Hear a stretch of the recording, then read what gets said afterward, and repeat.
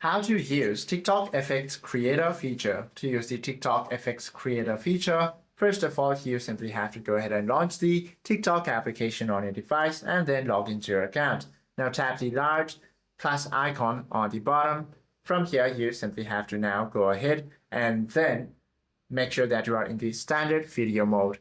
Now once you're here within the standard video mode, you simply have to go ahead and tap on this effects and open the effects panel from here. Once you open it, all you have to do is now swipe up to open the tray or use this search bar.